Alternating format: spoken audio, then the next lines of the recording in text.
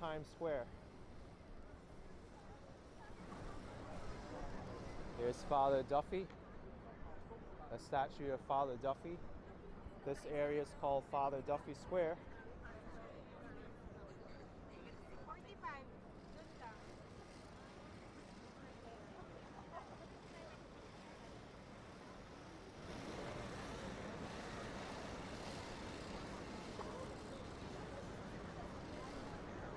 Times Square is my favorite place in New York City.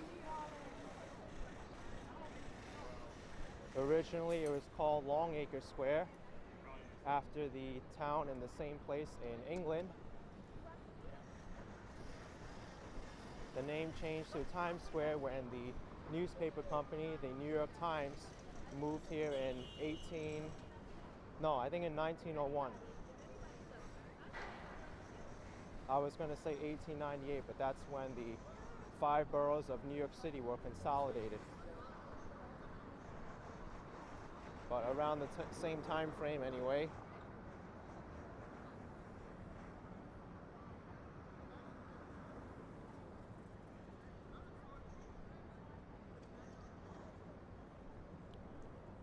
Make sure you look both ways before you cross.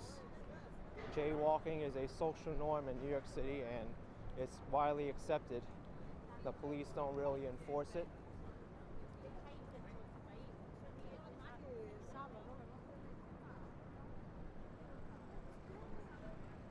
Looks like the city's still doing some construction with the bollards here. They protect against vehicular attacks on the sidewalk.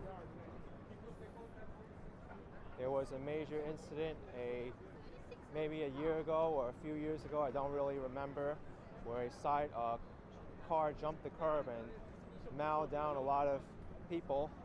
It's an unfortunate incident, but these metal bollards are here to protect such a thing from happening again. You see that person is trying to hand me a flyer I saw was for Frozen. One thing I have to warn you about in Times Square is you have to be careful of people handing you things because they may pressure you into giving them a donation. And some of their events may be very high priced. You can probably get them cheaper somewhere else, such as the TKTS booth that I told you about, or the Today Tix app, a great place to get Broadway tickets.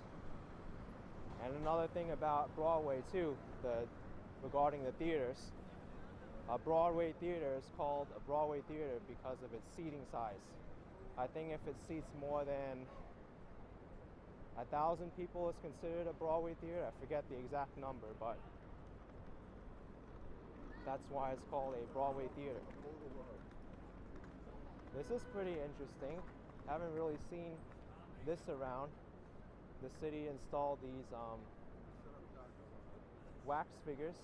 Well, this is Broadway show globes hosted by Madame Tussauds. I know what this is, Wicked Witch and Dorothy.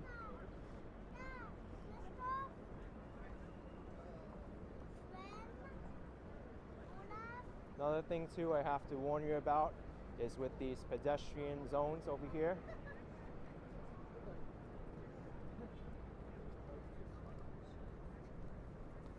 The street hustlers and costume characters are only legally allowed to be in that area. If they're outside of that area trying to haggle you or approach you for services, then they're not allowed to. But please be aware, if you pose with them to take a picture, they do expect a donation and a tip, and some of them can be quite aggressive with it. The same thing with people handing out free CDs. They'll expect a donation for their CD. And if you refuse, sometimes they may be very aggressive about it.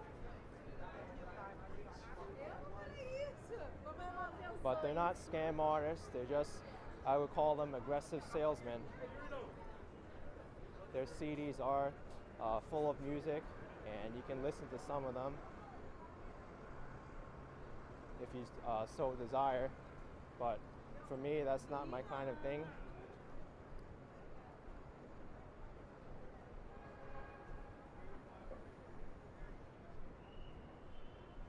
I think this person is selling services to a tour bus. No, it's for a restaurant. Here's the headquarters of NASDAQ, the electronically traded stock exchange.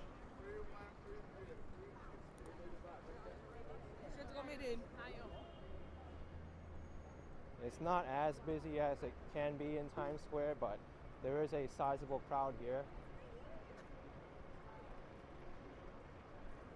Oh, by the way, this building to my right, the Walgreens building, this is 1 Times Square. This is where the ball drops during New Year's and New Year's Eve. If you'd like to see what it's like on New Year's Eve trying to get here, you should check out my video of me going to the New Year's Eve ball without any intention of going there and the security line. It's pretty crazy.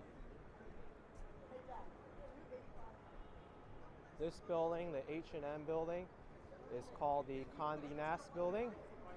It's one of the the tallest skyscrapers in the Times Square area.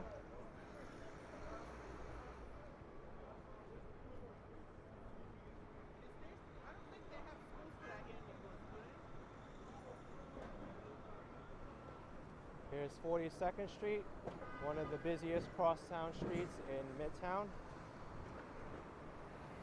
Many bus services travel along here, as well as the Grand Central Shuttle.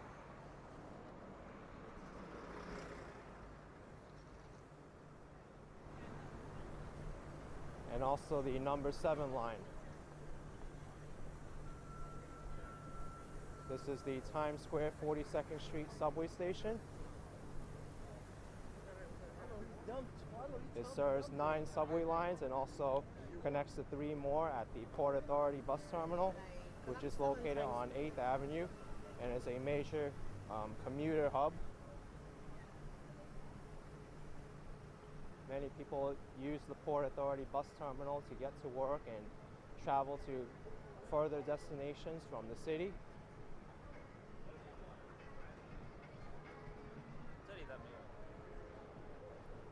So I've exited the Times Square area, heading south on Broadway towards Herald Square.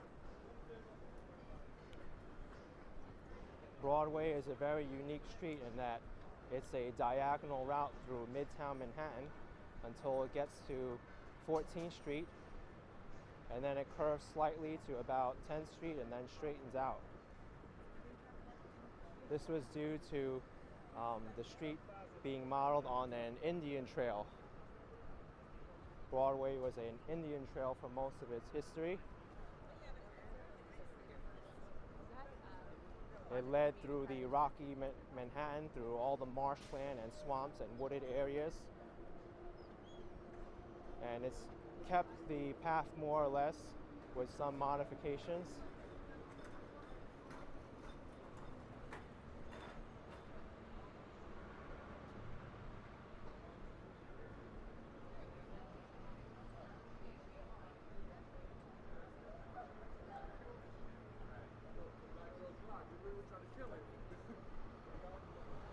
You can see here, this is called the Garment District,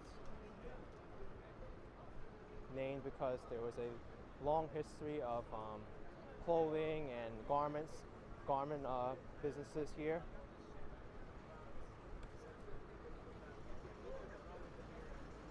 Although that's located more on 7th Avenue though.